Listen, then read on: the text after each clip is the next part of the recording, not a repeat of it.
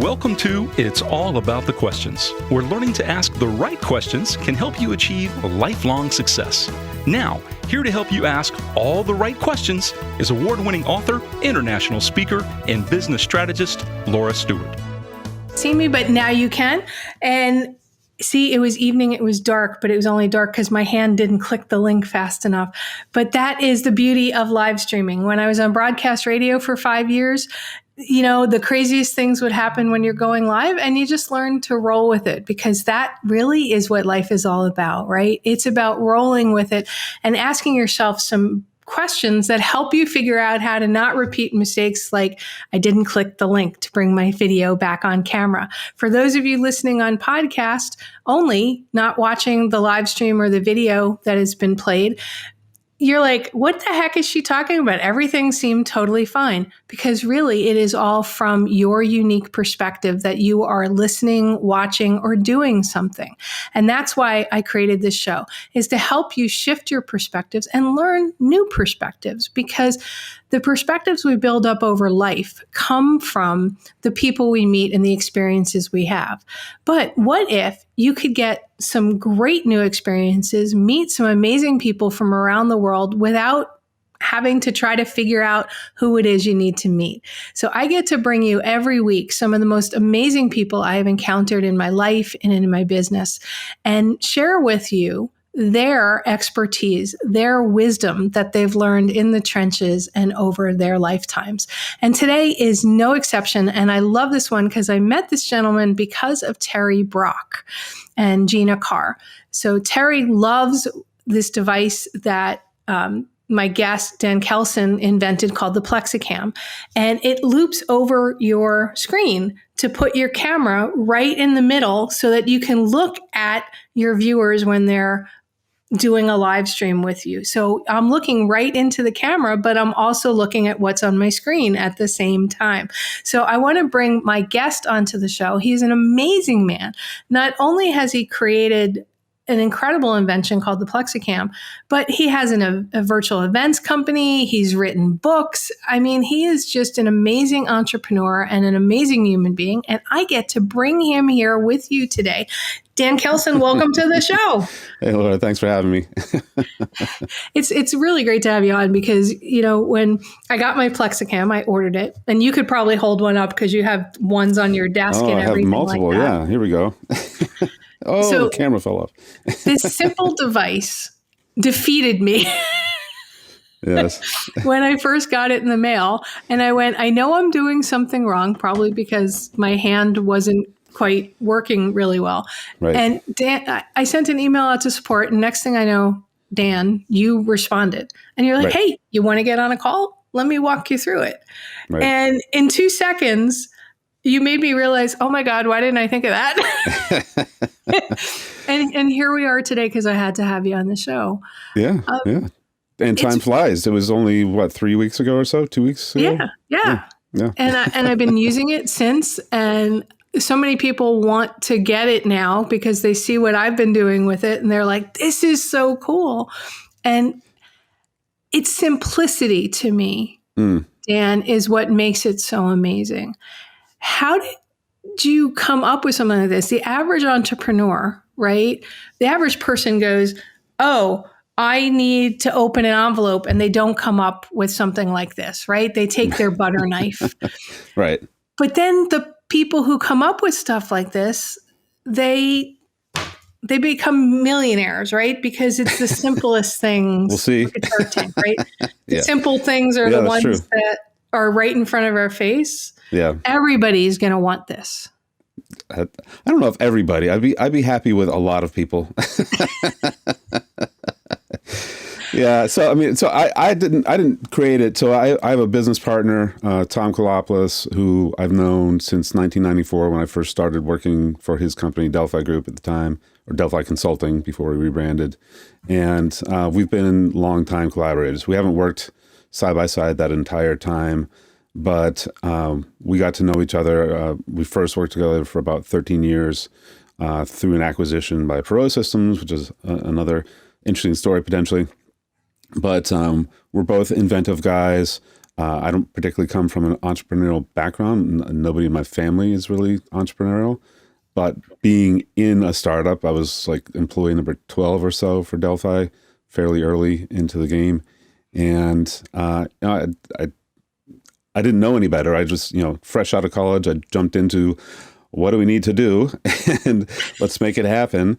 And, more or less accidentally learned about entrepreneurism because it was required. And I was hungry and thankfully had a lot of energy as a much younger man. And I kept saying yes to everything that got thrown at me and volunteering for things. And that sort of fired up my desire to learn and do all sorts of things. Fast forwarding, Tom has always been a tinkerer.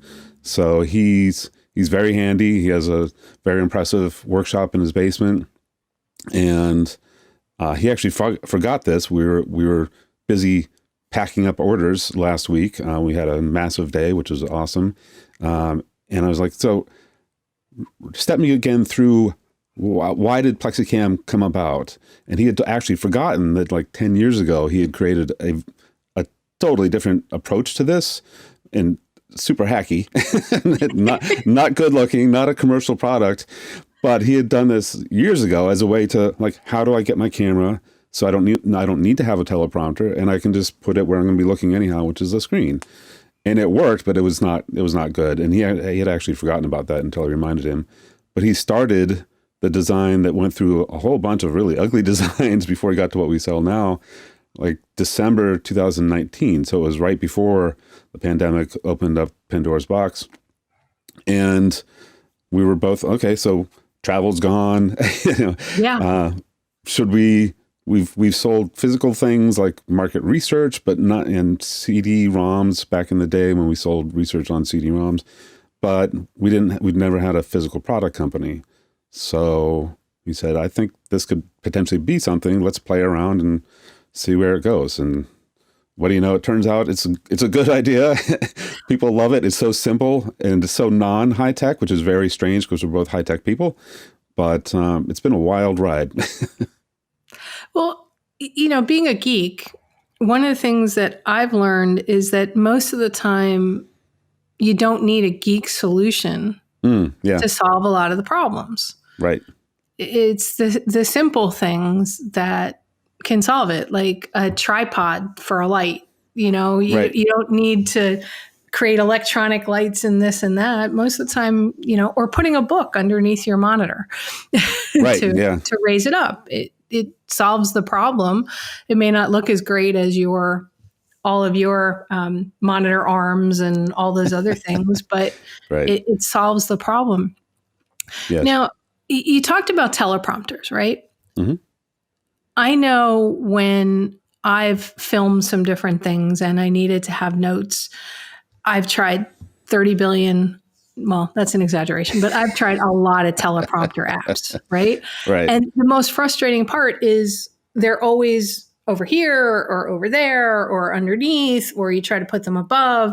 So you're never like looking right where you need to. And it takes a lot of skill so that like when the president's reading off a teleprompter or a newscaster is reading off a teleprompter, that it looks like they're looking right at the camera. Right. Yep. And why is it important for that? I mean, you're in this business with events and everything else. Why is it important for the person to be looking like you're looking at them? Right. Yeah. So, I mean, it's a human thing. We're scanning for danger and we're scanning for friends. We're scanning for opportunities. And, I don't remember the stats, but, most of our information, most of our brain is focused on visual content, which has been exploited for a long time. That's why Hollywood exists. That's why all the stuff where things explode all the time and there's constant movement takes advantage of that. And what happened, until last year, the vast majority, now everybody, toddlers and 115-year-olds know Zoom, and they've probably used Zoom on a regular basis, right? But 15 months ago, 90% of those people had never heard of Zoom. They'd never done a video call of any kind or a video conference. So everybody was just thrown into it, and we had to do something. Thankfully, the internet is at the state that it's at now. Zoom was 6 years into their journey or so. and is far easier to use than traditional things like WebEx and GoToMeeting and all those. So it's the bar has been lowered to entry, but most people are still not. It's not natural to look at a camera, right? I mean, we're training generations to do that, and selfies, good or bad, but it's not a normal. It's just not a normal experience. And there's a reason why. I take such bad selfies. I don't get how people look good on selfies. Yeah, use filters. I understand that works wonders. So I'm going to look like a cat or a bunny, or I just don't get why not? Yeah, I wish I had the cat filter, because that I'm not a lawyer, but that was pretty funny a couple of weeks ago. That was hysterical. That truly was hysterical, and thankfully the court understood, and they finally figured it out. But right. Yeah, that's pretty funny. But that eye-to-eye contact, any given Zoom webinar, you're probably looking at people who are looking like this, or they're looking like this, or they're looking over here, or they're looking up. I mean, part of the problem is that the camera on laptops, which is sort of the default, computing device that people are using, it's at the wrong place. The camera's up above, unless you can go cross-eyed or you have spider eyes or some sort of capability that I don't personally have. You can't simultaneously look up at the little green dot and then also down on the screen where the person is in Zoom or whatever. And Teleprompter Solutions, so I have a teleprompter in the other room, but if you're going to have a teleprompter, you need a big old tripod. This thing takes a lot of space. This is like, I've got a half dozen different tripods because this is my life. But, this takes up a ton of space. This is like $150, which is a relatively inexpensive tripod. Yeah. But as soon as you start really looking at, I need a tripod to hold the teleprompter is fragile because of the glass that's mirrored on one side and not on the other. If I'm going to spend all that money and effort to get all that together, I should have a better camera. You're easily talking $1,000, right, to do that. Right. And should we really have to do that just to be able to look professional on a camera? I mean, it's kind of insane. So I usually tell people that I'm a frugal guy, which means I like to buy quality, and I'd rather buy once, ideally. And the design that Tom and I came up with here is really, it's meant to be very flexible. It's like the Lego kit of a sort of untripod is usually how I describe it. It's you can take all these pieces apart and put another shelf on top to put a light. You can somewhere add another I have piece. my other shelf. Yeah. Well, and that's so imagine. Yeah, most of our clients, they ended up buying several PlexiCams because the trend is monitors are getting bigger, they're getting cheaper, they're getting faster. Everything about it. So your future, everybody listening, is a lot of screens, or at least one big screen. It sort of depends on what you're doing. But one of the things that people like about PlexiCam is you can take it, and normally it's on your screen. So I have one that's on a 32-inch screen in front of me, and when you're not using it, you just move it over to the side, and it still stays. So then.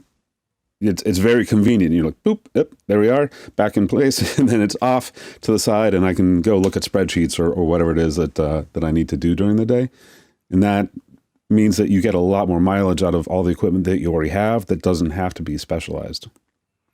I think that the next thing you need to create in the PlexiCam line is, for those of us who, when we're not using the camera, we want to take it literally off the camera, but we don't want to put it down on the floor. So like a little holder. Oh, yeah. Like a headphone stand? Yeah, like a headphone stand for the PlexiCam. Do you mind if I make a note about that? Please do, because I want one.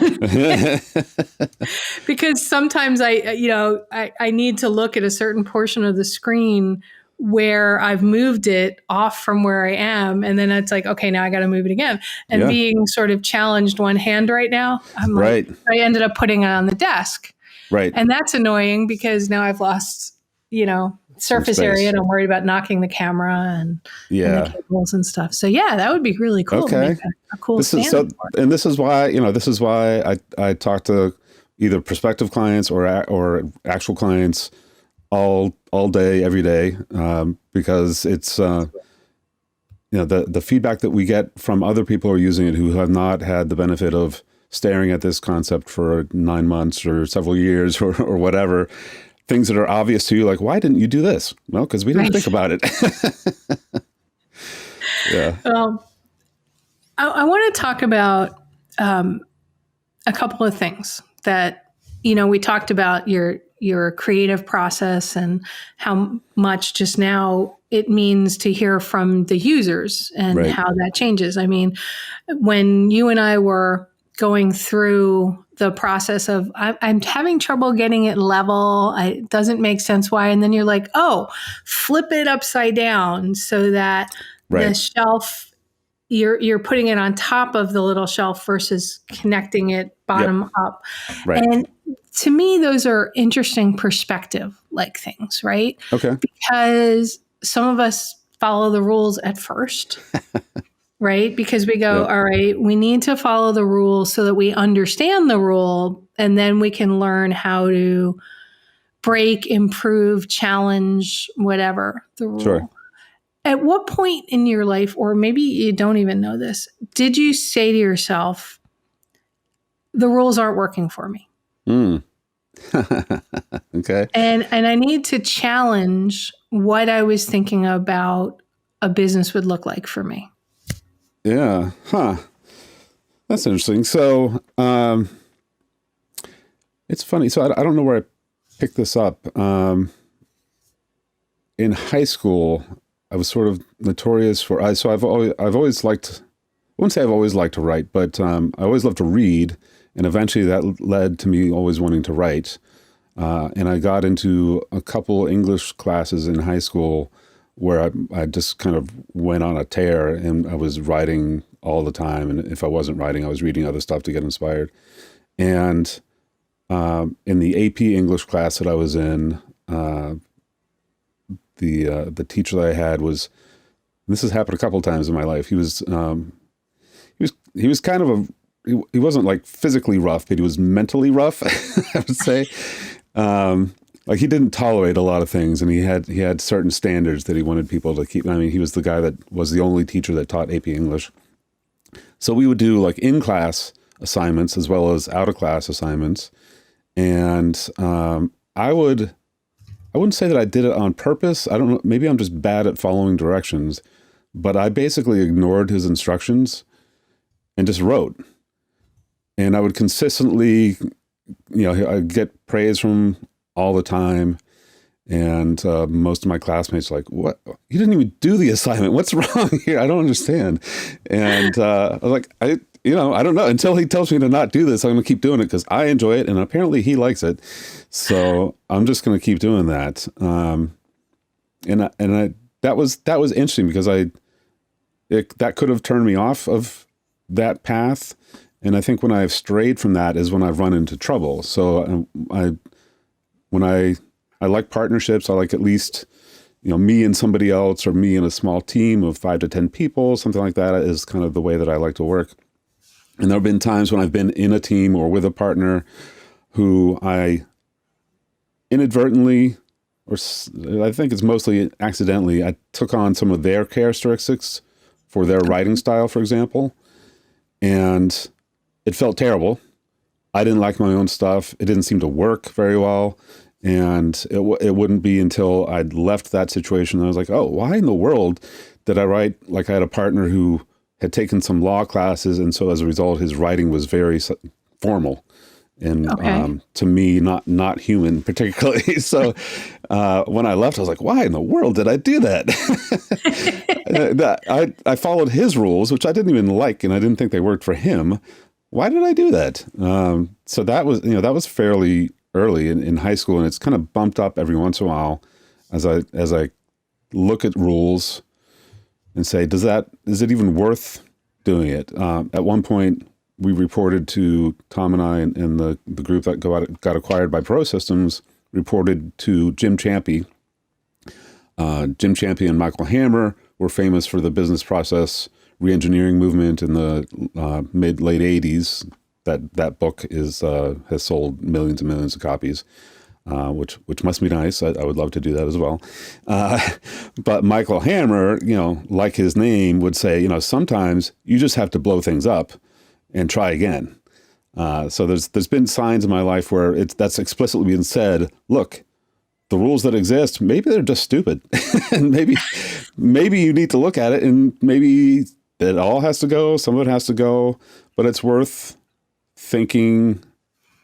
Why do we? What are we actually trying to do instead of how do we do it right now? Because that actually opens up a totally different path. I've got like 10 thoughts in my head right now. Sorry. No, it's fine. And then I had a brain spasm moment too. Totally admit it. I didn't eat enough chocolate this morning. There you go. You shared the story about you started writing like somebody else. And I know with my listeners that happens quite often. They feel like they need to mimic somebody because that person has had tremendous success or tremendous perceived success, right? Because in these days of social media, it's not like the way we saw success before. You knew that it was more than likely 99% true success. Because if it made it into certain venues that brought it to your attention, you knew that this was probably not something fake. Right. It was harder to fake it than it is today. Yep. Now with social media, I happen to know very sincerely that there are a number of people out there presenting themselves as being highly successful that are not. But people buy into it because they see all these posts and they, it's like, it's not fake news, but in a way it's inflating a moment and making it the entire thing. And then eventually it's like fake it till you make it. People buy into it and then you do have success. But if there's no basis for that, then it will eventually fail really hard. If it's all fake. If it's all fake, if there's nothing in it. So as you've been discovering your own voice, your own writing instead of writing in legalese or whatever. Right. I write for several magazines, including Podcast Magazine, and my writing style for the articles as I'm interviewing fellow podcasters in the technology category is I want to find the heart of the person, the essence of the person. Sure. I read other people's articles in there and in other magazines, and they write from a completely different style. And I go, oh, I should write like that more. Yeah. And then I go, no, I really like what I'm writing. And then I get a beautiful note from the person that I wrote the article about, and it makes me feel good. But how do you decide for yourself that this is who I am and who I want to present to the world, and how I know if I'm being successul for me? That was a long way around to where I was trying to get to. Yeah. Ooh. I don't know. I mean, it's funny, like with all the video stuff now. So, so my background, that's not a green screen. That's a real background. So it's a bunch of acoustic tiles to deaden the sound, which is a nod to when I went to college. I went to Berklee College of Music to study music, like 24 hours a day, 7 days a week, which was a very wild experience to just live in music. And of course, like a lot of people, what you study in college doesn't necessarily tie into what you actually do for a living. And I can say that I still love music, but I haven't done a ton with it except for using the skills that I learned, being in a band and getting along with different personalities, getting the best out of each other to create something that's bigger than any one person. That has been sort of a background foundation to the way that I think about assembling teams in a corporation, right? So how do you get employee engagement to happen? Well, you have to kind of, if not like the people that you work with, you have to at least appreciate what they're capable of and do what you can to bring the best out of them. It's not hopefully as much of a firestorm as a band can be, due to whatever issues people might be struggling with. But I think to me, figuring out who you are should be a continuous journey. I don't think anybody has it figured out. And actually, initially, when Tom proposed the idea, we have two companies, Viventus, Virtual Events as a Service, and PlexiCam. When he suggested that we start Viventus, I was like, okay, we've already done, we did lots of events. We made millions of dollars for the company running our own events. And we know about sponsorships and hotel fun and F&B and room blocks and all that stuff in traditional hotel events. F&B, everybody is food and beverage. Yes. And if you don't know, you should be happy. Don't go look it up. That's one of the big advantages of virtual events, by the way. There's so much stuff that is truly a nightmare to coordinate for in-person, physical, real-world events, so to speak, that you don't have to worry about. You have to worry about all this technology fun and is the internet going to hold up for me today? But you don't have the other issues. True. But, I think staying open to opportunities. So Tom proposed, hey, let's do Viventus.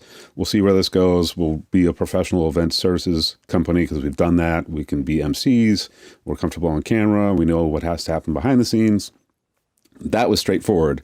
And then he said, do you want to join me with PlexiCam? Because we'd been testing it and just sort of playing around with it, and it was not a commercial product yet. And I said, no, actually. So I said, I buy plenty of things. Amazon might as well just have a curbside delivery at my house every day because it happens basically every day.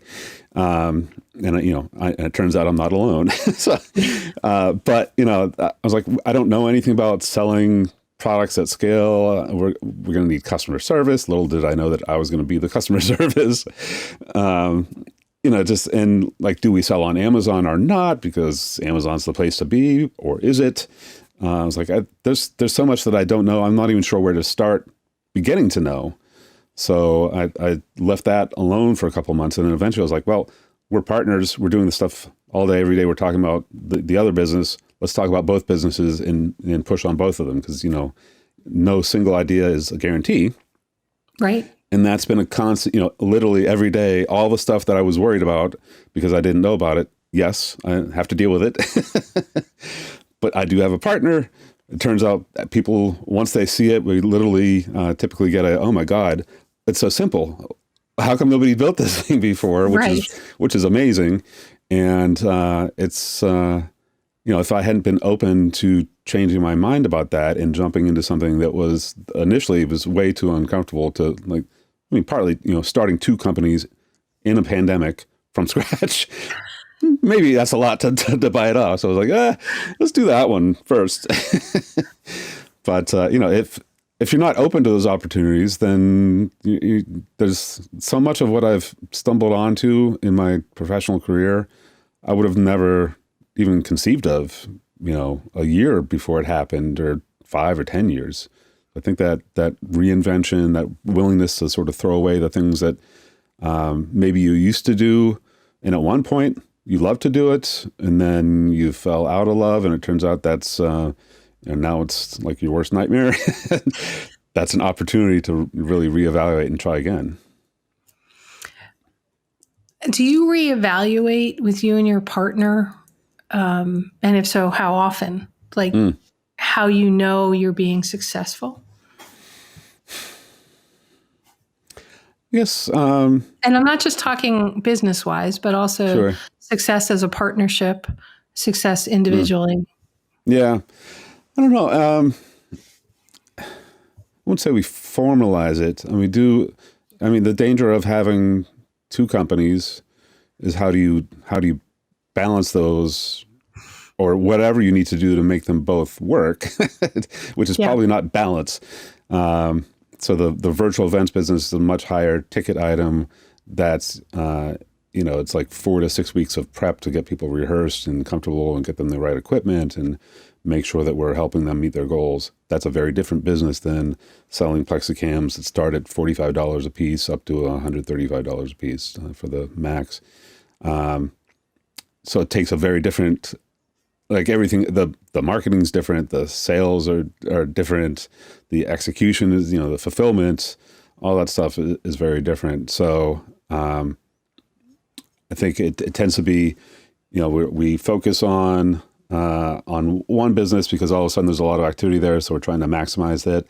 But we know that we can't ignore the other one. So one of us will say, hey, remember our other business? We need to do something about that. And thankfully, there's two of us. So, I mean, if one person trying to do all this would be insane. That's part of the reason that I don't generally like being a solopreneur, because I really do enjoy having somebody to bounce things off of. And that has, we have some overlap and we think similar in a lot of ways, but we also have different like risk profiles. And different opinions, different contacts, which it turns out have been really important to us as we've been trying to scale up a physical product business direct to consumer when we've never done that before. Which is a whole different animal than B2B. So. Yeah, it is. Yeah. And I like learning all this stuff, but it at times on both sides, it's so we've done lots of events on the virtual event business. The technology has changed so radically in the last year. It's, I know broadcast professionals who have done this stuff for 40, 50 years, and they're overwhelmed with all the things that have changed. So to drop in there as somebody who has not had to run a virtual event business or constantly be the behind the scenes team for their entire career, that's been a little daunting, but it's also back to your original question, 10 minutes ago or so on the rules. We don't know the rules that all the broadcast professionals abide by. So in some ways that's very freeing, and that gives us a chance to think of very different solutions to things. Like, I have 3 monitors, 32, 27, and a 60-inch monitor, because when I'm running events, you can't be there in a room and walk around and see what's going on. All of your insight into what's going on is through flat screens, right? Right. And that's, typically you would know this from your work.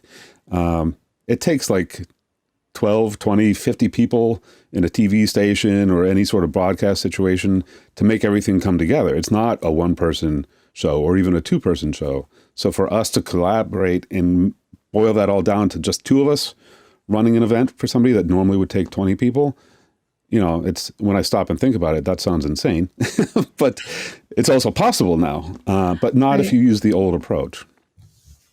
All right. So let's dive into that old approach versus new approach versus some sort of hybrid approach. Okay. You've mentioned several times your events company, the virtual events company. I know at the pre-COVID, there were a number of virtual events. People were beginning to attempt to live stream events for people who couldn't travel, plus to expand their reach, right? Because you can only fit so many people in a room. Right. And there are other people that are perfect for it, right? Plus, if you live stream it, it's all recorded as well, and you get extra feedback. Right. Then COVID happened, and every single in-person event around the world just stopped. Yeah. But people still needed to get their messages out. Right.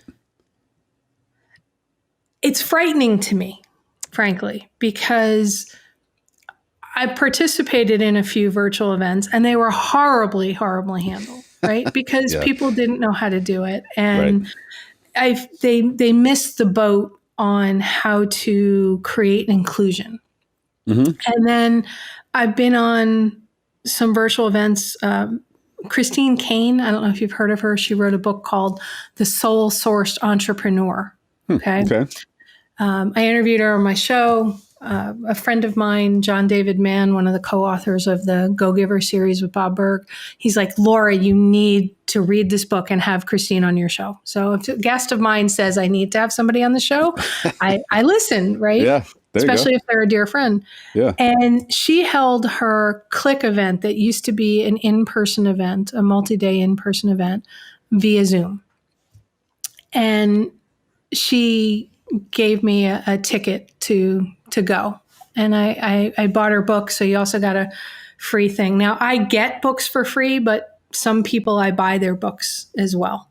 Sure. Right. So that it gets that verified when I review them on Amazon. Just a little extra boost for people that their stuff to me is that amazing. Sure. Anyway, it was amazing, right? And she had never done it before, but somehow she and her team made breakouts that were powerful. And the live part, and there were bobbles, but it was amazing.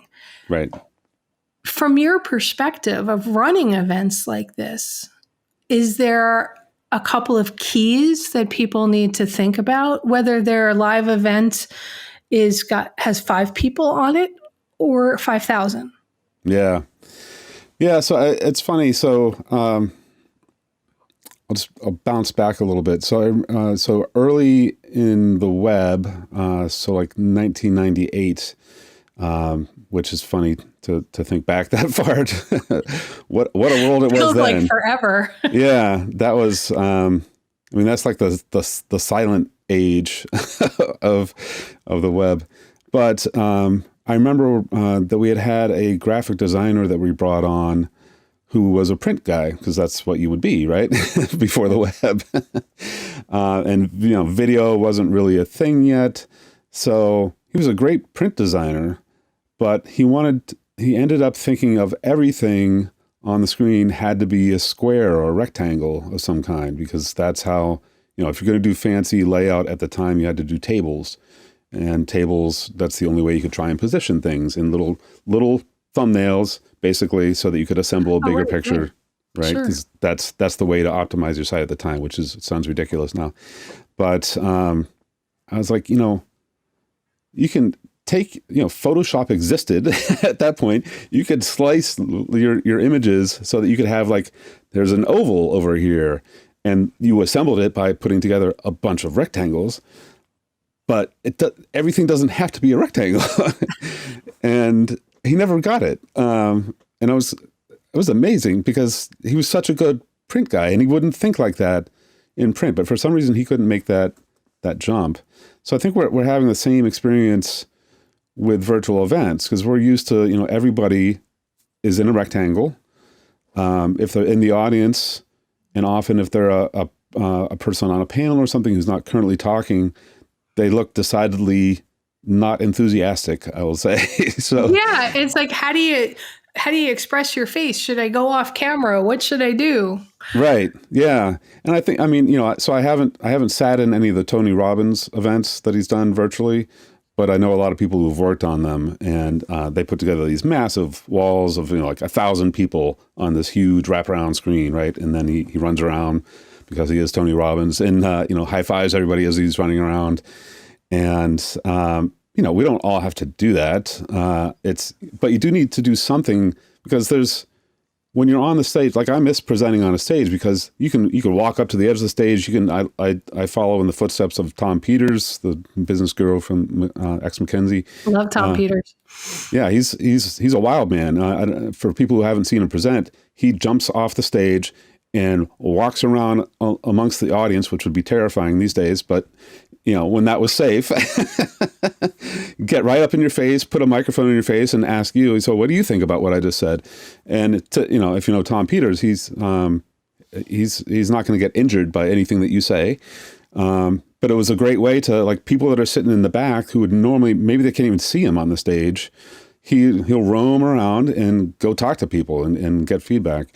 And a nightmare for the guy who's trying to record the live event on camera. Yes. Where is he? It's like trying to catch Robin Williams, when he's on live stage. Where is he? Right. Yeah. Well, that's why you got to have good camera people and wireless mics. But, I've done that a lot, and it's fun for the presenter. Basically if nobody's having fun, it's never going to be fun. So somebody has to put the energy into it. And that somebody, we're all required to do. You're running everything yourself right now, right? Yeah. Normally, if you're a keynote speaker at a physical event, you show up, there's 10 people behind the curtain. They wire you up. They tell you where to look when the camera light is on, whatever. And that's a lot for people who have never done this before to juggle. So that's part of our argument is, if you if you're on the one end, you're like, we got to survive. We're going to do a Zoom thing, and thank God Zoom exists. Yay. Okay, you're on one end of the spectrum. If you have a brand, you're like, we care about, our brand stands for specific things. We have specific values. We have a specific customer experience that we always want to portray, our partnership experience, whatever it happens to be. And that's typically like a $500,000 hotel-based event and up, because those can get awfully expensive. What happened to everybody else who does care? They know that they have no idea how to run a successful virtual event, and they don't have a $500,000 budget or anything approaching that. Right. Do they just not do anything? And I've talked to plenty of people who said, we're just not doing any events for, initially it was 3 months. Oh, now it's 6 months. Now it's 9 months. Now it's a year. Now it's a year and a half. There's a reason why events work. Well, and they're a revenue driver for for 99% of the people who hold events. It's how they make their revenue for the year, not necessarily charging to be at the event, but maybe they're selling something, or they've got sponsors, or that's how they introduce the products, right? Right. Yeah. I mean, it should punctuate something. I think what I've seen the smartest companies do in the last year, and this has been a trend that's coming for a long time. So instead of a once a year phenomenon, why shouldn't it be once a quarter? And since it's dramatically less expensive to do these, you can afford to do them once a quarter. Maybe you can do them once a month, and then you have a much more regular pulse on your community. Maybe it increases the speed at which you are innovating and bringing things to market. And that all of that, adds to a lot more momentum than you would have had just having. I mean, it's exhausting putting on an in-person large, hotel-based event, and it takes 6 months of prep often, and sometimes more than that. We have a client who's doing an event in October. We signed that contract a month and a half ago. We've been working on it. That's a little extreme, but they care about the details. Okay, so what are talking about the details and whatever? I mean, if somebody's thinking about it, what's the biggest thing you've learned in this last year about guiding somebody to run a successful event? Yeah. Whether it's one person, two people like me. Look, this is a live event, right? Yes. Right. Yeah. Not as many moving pieces, but right. And I have a very specific focus, obviously. Right. Yeah. Not really an event, but yeah. Right. Yeah. So I getting focused on what you're trying to accomplish and then aligning everything to that. So the goal of running an event is not just to run an event. Why are you actually doing that? So I like user conferences. I like supporting those because I'm a big believer in talking directly to your customers and telling their stories. And it's not about your business. It's about this community. This thing that's bigger than you for whatever organization you happen to be with, right? So we've done college graduations, for example, and it's not about us. It's not about the college per se. It's about the community of friends and family and alumni and all that makes up the college institution. There's a reason why people want to go, multiple generations of a family going to a single school. That experience deserves some attention.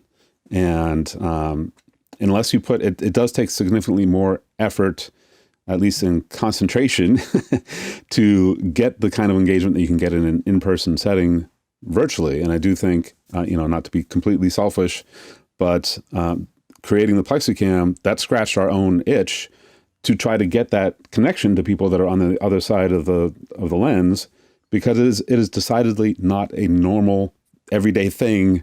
Like right. Nobody teaches you this in sixth grade, and you carry it forward as this is something I need to know how to do is talking to a camera.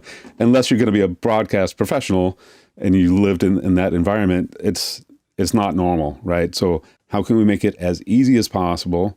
So part of the testing for us with Viventus, we use the early prototypes for PlexiCams to send out to speakers along with a webcam, usually a Logitech of some kind, so that we could establish some level of professionalism of the standard look that we were going to get. Everybody's in their homes, but at least we knew we had a certain angle that we could get. We could coach them on where to put their head so they have some headroom, right? Which we fixed before we got on live. And, and to look in the camera, right? That did make me laugh, by the way, Dan, that I said your head's partially cut off. I'm like, he knows this. Yeah, I know. I just didn't feel like seeing the top of my head. But that's a piece of it, right? Yes. Is you're with Viventus, this other portion of what you guys all do. I mean, the PlexiCam necessity is the mother of all invention, right? Yeah. It was because not everybody looks at things the same way you've learned to have to look at things. Right. Yeah. So I find that really interesting, right? Because we talked about breaking rules, right. Learning the rules to break the rules, or in some cases, you don't know what the rules are, so right. you're not even worried about it, right? Yeah, exactly. Yep. But then looking at, I'm going to guess, every event you do is what does success look like for that end client? Mm-hmm. How do we know that we're going to help them meet their expectations or exceed them? Right. Little things like realizing I need to send them cameras. Right. Because it's probably going to look really bad if somebody's camera or sound is dramatically different than everybody else's. Yeah, exactly. I mean, to you now it's second nature, but how long did it take for you building Viventus to realize, okay, this is our punch list? Right. Yeah. So it's similar to the kinds of things that we would have thought of for doing, running our own events in person in hotels, or, doing webinars or things or podcasts, right? You always have a checklist. Are we on air at the right time? Are the microphones unmuted? So there's a certain amount of that carried forward from past experiences. And if you recall, around this time last year, there was a huge run on any sort of equipment, whether it was a camera or a light or a laptop, cables, all sorts of things. Yeah. Zoom traffic. They're serving like 800% more clients, in the last year than they did in all previous years. I mean, it's amazing that they didn't just fall completely over and what would we all be doing. So we had a certain punch list of things. We knew that, laptop cameras, as I said before, they're not in the right place, and they're just not any good typically. So, it's horrible quality often, especially all the PC knockoffs. There's a reason. We actually had a guy from Google, and I'd forgotten that Chromebooks existed. The Chromebook Really? Cameras are terrible. They're absolutely terrible. And it's like he's a Google exec representing Google in this situation, and his camera was terrible. He had a window behind him that was blasting in sunlight, and he refused to change the position that he was sitting at. I was like, there's only so much we can do to help you give the impression that I believe you want to give. If you don't do anything at all to work with me, like if I was there, I would have, grabbed him and moved him, but right. I couldn't do that. He was in San Francisco and I was in Boston. So, just simple things like that. I mean, we've all seen terrible, webinars, calls, where, everybody's looking down because they're looking at the person on the screen, and all you see are their eyelids, right? And that is not... Or up their nose. Yeah, right. Yeah. So I hear that sales of nostril trimmers have gone very high in the last year, and far less pants than usual. Oh, I love it. We don't send nose hair trimmers out, but maybe we should. Or books to raise up somebody's monitors so that you don't have to look at the nasal hairs, because you can't tell somebody go grab a phone book.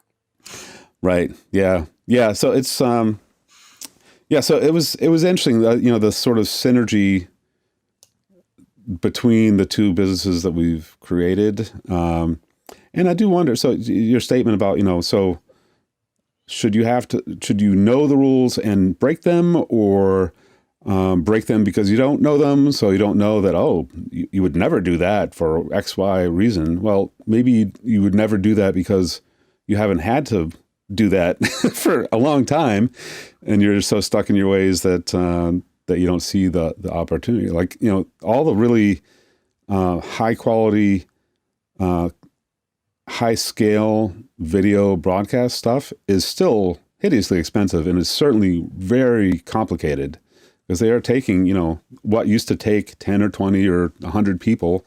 Look at what goes into like American Idol as a production. Yeah, that's insane. That it doesn't just happen. There's a lot of people behind the scenes, and now we're trying to condense all that so that a lot of our early customers like you are professional speakers. So they make their living by looking professional and being credible and looking like you know what you're doing, and that you have that connection with the audience. Choosing not to put makeup on one morning.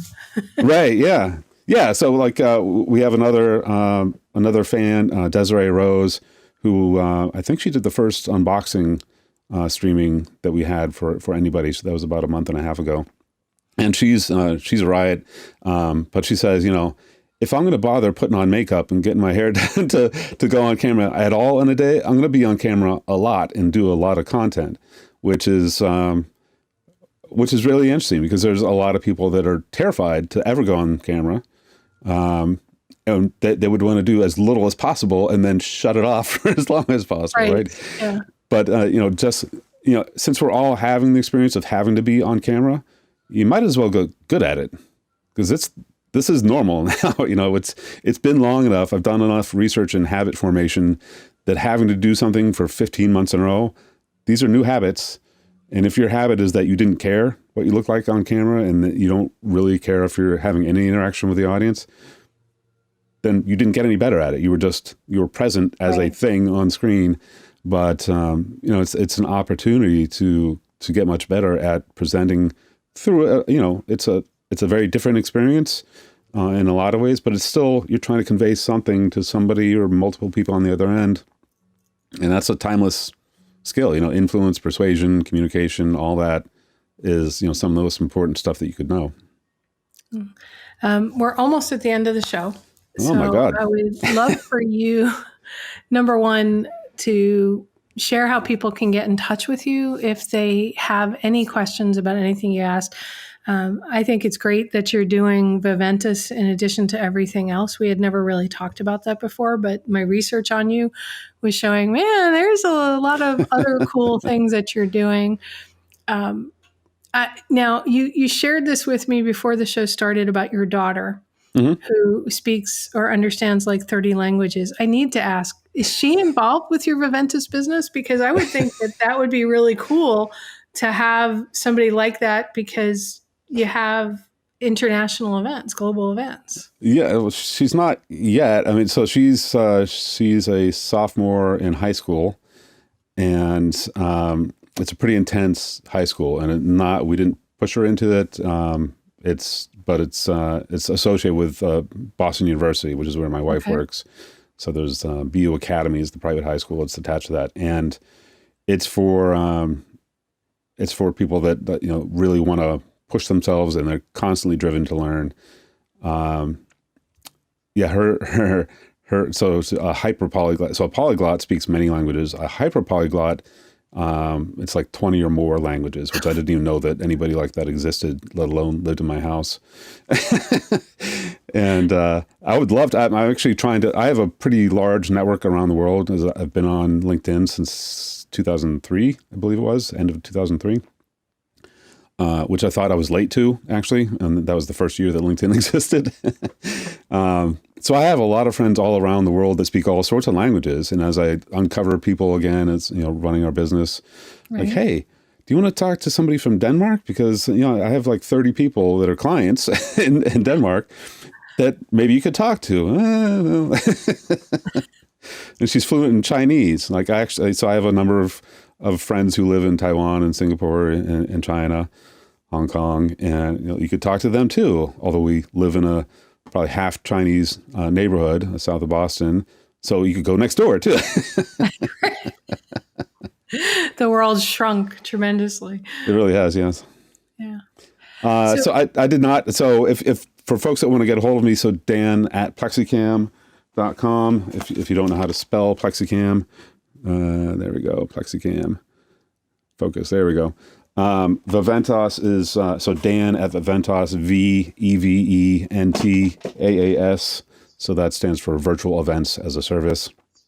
But if you look for me on LinkedIn, you can find all that in one place. And if somebody wants to buy the PlexiCam, I have a link I can put up. We're going to get this all fixed. So, but you can use that, and it's a pain in the neck. But there's some stuff that I'm going to post up on the website for those who want to pick up a copy of the PlexiCam with a little discount or something. Yep. I love it. I think it's really great, Dan, what you're doing and what you're doing with the virtual event stuff, Viventus. I mean, I think that you don't have to run an event yourself. And I don't know what you charge for somebody to run an event, but I've run webinars for my friend Dina Moskowitz's company, Sasmax. Okay. It's just something I do. I love doing it. I get to help her put on like a webinar, but it's like one or two people, right? Oh, okay. It's completely different than running an event. Right. To me, a webinar event is very different from running a big event where maybe you're doing breakouts and where you've got a lot of speakers and right. a lot of other moving parts with people in there. I can't imagine doing that without somebody who knows what they're doing. Yeah. And even then, it's a fun experience to figure out. I mean, just like you said at the beginning of this, when you go live, who knows what's going to happen? Yeah. Restream's come a really long way since I started using it with some new features. Yeah. But there's still some things that it should be a lot smoother. They've got this great green room. I can bring people in and out, and right. I can use this video that was created by my media guy, Joshua Beatty Barr. I said, can you create something so that I can bring it in? Well, I still have him do stuff in post because I'm crap at post and don't want to spend the time learning post production, right? It's time consuming. With audio, it's easier, but with the video, it's harder. He's like, there's no fade. He goes, it's an immediate like boom, boom. And right. It doesn't look as nice on the video. So I still do it with post. Yeah. The audio sounds okay, but there's not a fade in or a fade out. It's end, start. Right. So these products are learning and growing. I could make a choice to try to constantly stay on top of that or hire people that they love doing that and they live and breathe in that. Right. And there's so much to potentially learn. It's if I didn't accidentally fall into it, and it gives me an excuse to tie in the stuff that I learned in music performance, give me an excuse to buy a nice expensive camera, which I've always wanted anyhow, put a bunch of lights in my basement and make it so my wife never wants to come down here. It's all good. Oh, there you go. It is now not only the man cave, but the business cave. Yes. And it's very tight, as it turns out.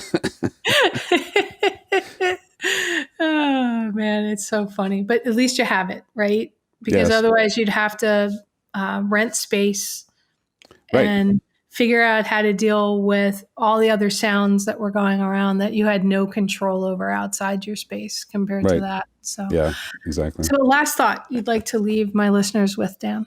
Mm-hmm. What would be the last thought?